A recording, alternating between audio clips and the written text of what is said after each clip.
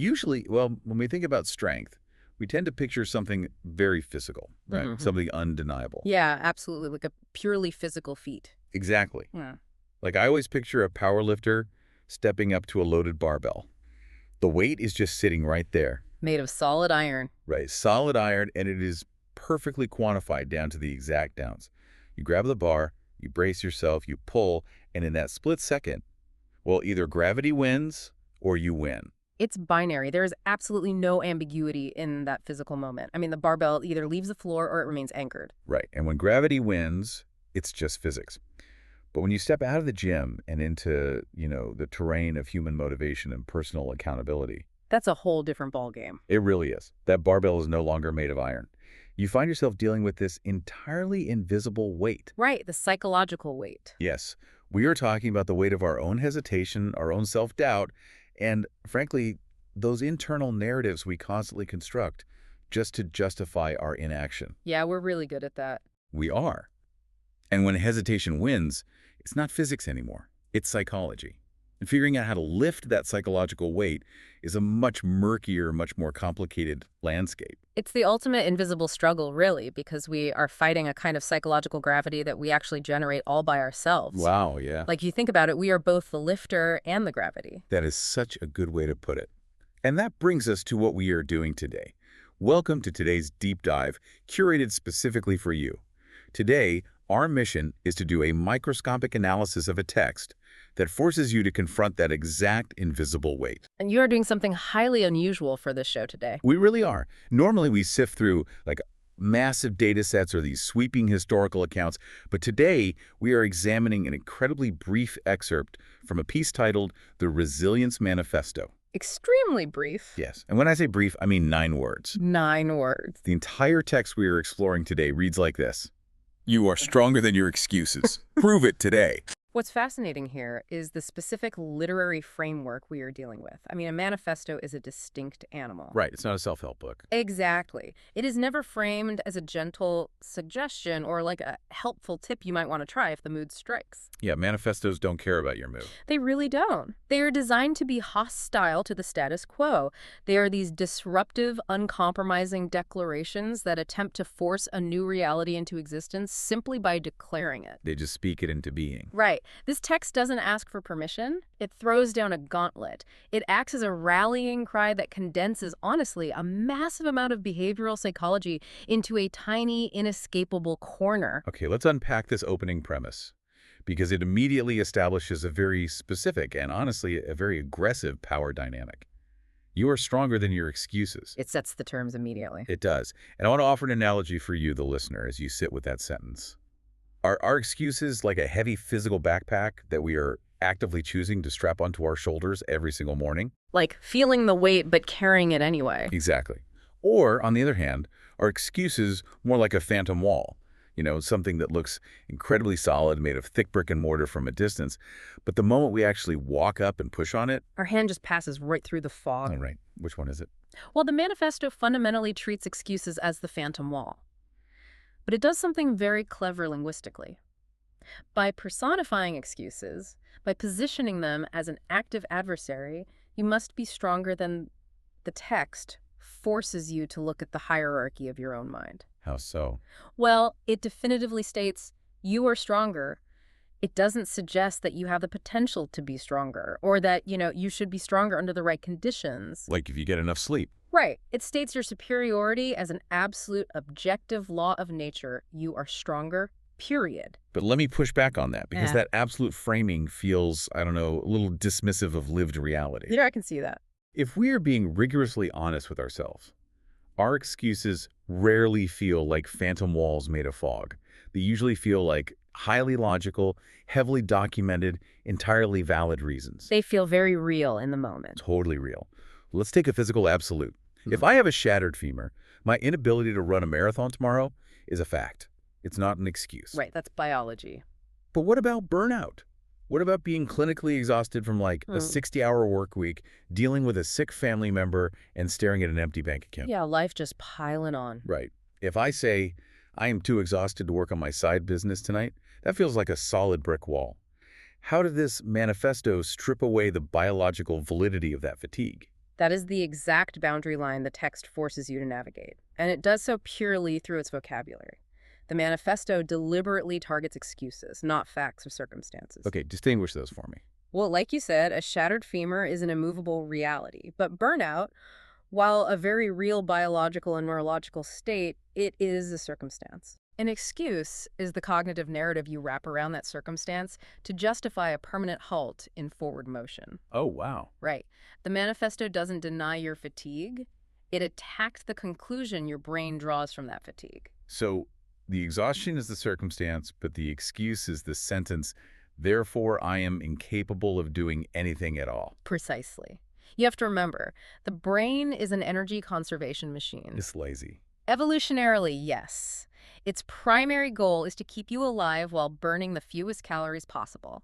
So when faced with a challenging task, the brain looks for any valid circumstance, like your 60-hour work week, and weaponizes it. It builds a case against doing the work. Exactly. It constructs this elaborate legal defense to protect your energy. It says, look at all this objective evidence of our fatigue, we must surrender. Yeah, it's very convincing. Very. But when the text says you are stronger than your excuses, it is actively degrading that specific defense mechanism. It frames these internal narratives as inferior subordinate forces that you are currently allowing to dictate your behavior. That makes the power dynamic incredibly uncomfortable. Oh, totally. Because it forces you to categorize every single roadblock.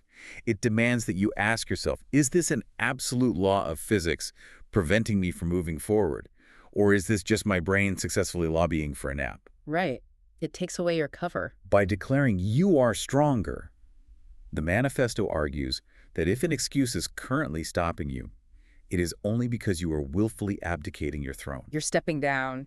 You are choosing to surrender your inherent strength to a weaker opponent without even forcing that opponent into the ring. Yeah, it systematically strips away the comfort of playing the victim to your own mind. It establishes a baseline superiority over the internal narratives that hold you back. You hold the ultimate veto power. The excuse only survives if you sign the legislation giving it power over your actions. Here's where it gets really interesting, though. Because once the manifesto establishes that you possess this inherent dominant strength, it refuses to let you just sit there on your psychological throne, feeling deeply satisfied with your own potential. Right, it doesn't just want you to feel good about yourself. Not at all. It immediately pivots. It transitions from stating a condition to demanding a demonstration. Prove it. Prove it. The moment you introduce the word prove, you drop the listener squarely into the middle of a courtroom. You introduce the burden of proof, which entirely changes the nature of the strength we are talking about. Right. But if we are suddenly in a courtroom, who is presiding over this trial? Who's the judge and who is the jury? That is the million-dollar question. Because so much of human motivation is tied up in external validation. Is the manifesto demanding that we prove our strength to the outside world? Like, do we need to prove it to our boss, our skeptical family members, or our followers on social media? Or is this an entirely closed-door hearing where we are forced to present evidence to our own internal skepticism? If we connect this to the bigger picture of behavioral psychology, external validation is incredibly fragile. It comes and goes. Exactly. So the courtroom here is entirely internal, and the trial is highly adversarial. Look at the linguistic architecture of the transition. The first sentence is entirely passive. You are stronger. It describes a static state of being. Right. But the second sentence is an aggressive, active command. Prove it. The text argues that theoretical potential is not just meaningless, it is a cognitive illusion. Let's use a physics analogy here. It's the difference between potential energy and kinetic energy. Oh, I like that. Think of a massive, heavy-duty industrial spring. The manufacturer stamps it with a rating. Can exert 1,000 pounds of force. That is its potential. That is the first sentence. You are stronger. But if that spring sits in a warehouse for 10 years, fully compressed and locked into place, never actually releasing that tension to move an object. Does it actually possess that force in any meaningful way? Exactly. Does it? In the reality of the physical world, no. And in the reality of the manifesto, absolutely not. The text demands the externalization of the internal belief. It recognizes a massive vulnerability in human psychology cognitive dissonance. Holding two opposing thoughts at once. Right. We are highly capable of believing two contradictory things at once. We can deeply believe that we are incredibly strong, resilient, and capable people while simultaneously living a daily routine characterized by surrender, hesitation, and inaction. We hold the self-image of a warrior, but we maintain the daily schedule of a bystander. Ooh, yes. And we reconcile that massive gap by blaming our circumstances. We tell ourselves, I am a warrior, but the traffic was really bad today, so I couldn't go to the gym. Right. The command to prove it shatters that dissonance. It forces an immediate collision between your stated identity and your physical reality. Your internal skeptic, the exact same part of your brain that generates the excuses to conserve energy, is the jury. And that is a tough jury. And that jury is hostile. It knows all of your tricks. It knows when you are faking it. You cannot convince that jury with positive affirmations or journal entries about your potential. The jury only accepts physical receipts. It requires undeniable, observable action to validate the claim of strength. Until you physically move the barbell, your superiority over your excuses is just an untested hypothesis. It demands that you take the stand and provide exhibits A, B, and C to demonstrate that the excuse was, in fact, the weaker force in the equation. So we have the established power imbalance. We know we possess the superior strength. And we have the burden of action. We know we are required to materialize that strength into evidence. Right. But the manifesto doesn't leave the assignment open-ended. It doesn't just say, prove it whenever you get a chance. It does not. It bolts a strict, uncompromising temporal boundary onto the action. It adds the word today. Prove it today. So what does this all mean for the listener's actual lived experience? Yeah. Because introducing today changes this from a philosophical exercise into a ticking clock. It really does. It acts as the ultimate mechanism against psychological escape. It eliminates the single greatest loophole the human mind has ever invented: tomorrow. Oh, man. Tomorrow. Tomorrow is such a fascinating fictional landscape. It really is. Tomorrow is this magical utopia where we are all the absolute best versions of ourselves. Tomorrow, I will definitely wake up at 5 in the morning without hitting snooze. Right. Tomorrow you're going to be perfect. Tomorrow, I will eat a perfectly balanced diet. I will Yeah. be infinitely patient with my family, and I will finally write that business plan. Tomorrow is completely unblemished by fatigue or friction, which makes it the absolute perfect breeding ground for our most sophisticated excuses. This raises an important question about the underlying neurochemistry of procrastination. Okay, lay it on me. We often view procrastination as a failure of willpower or a form of laziness. But biologically, procrastination is a highly effective, deeply ingrained reward loop. Really, a reward? Yes, when you formulate the thought, I will do this difficult thing tomorrow, your brain actually experiences a release of dopamine today. Wait. So just the mere intention to be resilient in the future chemically rewards my brain in the present. Yes. Your brain gives you a neurochemical pat on the back for the positive intent. You get to feel the emotional satisfaction of being a goal-oriented, ambitious person, but you entirely bypass the caloric expenditure, the cortisol, and the physical friction required to actually do the work. That is wild. It is an unearned reward. I'm stronger than my excuse, but the conditions are just slightly suboptimal right now. I will easily prove my strength tomorrow. The word today looks at that entire biological loophole and surgically cuts it out. It denies you the unearned dopamine.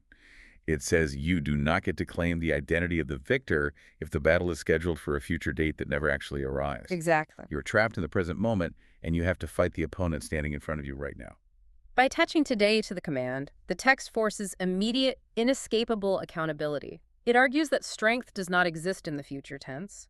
Resilience is not something you schedule. It is a real-time reaction to a present tense obstacle. But let me ask you about the scale of this real-time reaction. Because if the text demands that we prove our strength against our excuses today, before the sun goes down, what exactly qualifies as proof? That's an important distinction to make. Because frankly, if I'm staring down a deeply entrenched excuse like, say, a fear of public failure that has held me back for years, the idea that I have to completely slay that dragon by midnight tonight sounds exhausting. It sounds paralyzing. Oh, absolutely. That would be overwhelming. Does the proof have to be proportional to the size of the excuse, or does a microscopic act of defiance satisfy the requirement? The absolute nature of the language suggests that the scale of the proof is entirely secondary to the existence of the proof. Oh, The text does not quantify the evidence, it only demands its presence. Go back to the physical barbell.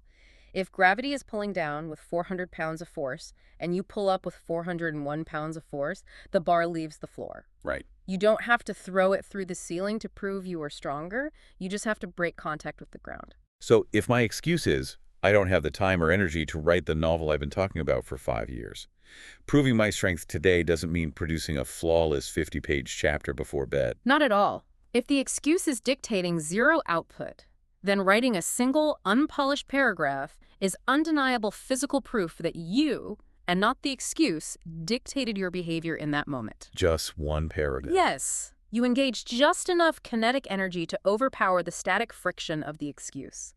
The manifesto is binary. You either proved it today or you didn't. You either let the excuse author your actions for the last 24 hours, or you seized the pen and wrote a sentence yourself. That reframing is incredibly liberating. It simultaneously lowers the barrier to entry while maximizing the stakes of the present moment. Exactly. You don't have to be perfect today. You don't have to solve your entire life today. You simply have to be marginally stronger than the specific excuse that is currently standing between you and your next right action. A small victory is still an objective, undeniable victory. It requires a messy, immediate action over a grand, perfectly architected plan that never leaves the drawing board. The brilliance of condensing this philosophy into just 9 words is that it leaves absolutely zero room for interpretation or negotiation. It corners you. It really does. It corners you in the best possible way. So let's synthesize everything we've extracted from this microscopic deep dive. From just 2 sentences of the Resilience Manifesto, we have uncovered a highly functional 2-step architecture for personal accountability. It's surprisingly robust for 9 words. It really is. Step 1, you have to recognize your inherent dominant strength by accurately classifying your roadblocks. You have to stop treating your fatigue, your fears, or your circumstances as immovable laws of physics. Right. Yes, the circumstances are real, but the narrative that you must surrender to them is a mental construct. It is an excuse. And by definition, as the author of that construct, you possess the inherent power to dismantle it. You are stronger. Step 2. You must execute immediate, undeniable action to validate that strength. Potential energy means nothing. You have to put yourself on trial in your own internal courtroom, and you must present tangible physical evidence to your internal skeptic. You have to prove it. And crucially, you must do it today, completely stripping away the comforting, dopamine-releasing illusion of tomorrow. It is a philosophical framework that is designed to force a daily, unavoidable collision between your stated intentions and your physical reality. And that is exactly why we curated this specific text for you, the listener, today. Because every single one of us has that one lingering thing we know we should be executing. Oh, we all do. And every single one of us has a beautifully crafted, highly logical-sounding excuse for why we aren't doing it right now. Our challenge to you is to take this 2-step framework and apply it to your life before this specific day is over. Just try it. Identify the one specific excuse you are currently letting win. Just isolate it. And then do one tiny, undeniably physical thing to prove you are stronger than it. Shift from potential to kinetic energy. Make the withdrawal from the bank. Show the receipt to your own mind. And as you think about what that small, undeniable action might be for you today, I want to leave you with a final, lingering question to mull over. It is the logical consequence of the text we just analyzed. What's the question? If we accept the manifesto's foundational premise that we possess this inherent strength over our excuses, but that it must be proven with action today, what actually happens to that dynamic if we choose to use the loophole? What happens if we decide to wait until tomorrow? Does the power dynamic just freeze in place? That is the exact question. Does our unproven strength simply sit there in the warehouse, safely preserved and fully compressed, waiting patiently until we are finally ready to use it? Or is human resilience subject to entropy? Does unproven strength actually begin to decay overnight when it isn't exercised? And conversely, what happens to the excuse we actively avoided confronting today? Oh, man. Does the phantom wall stay the exact same density, or does an unchecked excuse simply accumulate more mass, growing heavier and more solid in the dark while we sleep? It forces us to wonder whether personal resilience isn't a permanent trait we just have, but rather a highly volatile, use-it-or-lose-it daily resource. Does the phantom wall start turning into real brick the longer we refuse to push on it? Exactly. That completely changes how we view the invisible barbell of our own hesitation. We started this deep dive by noting the barbell of human motivation isn't made of iron. It is an invisible psychological weight. But just because the weight is invisible doesn't mean it isn't getting heavier every single day we leave it sitting on the floor. Right. The gravity is increasing. The weight is waiting. Prove you can lift it. Today.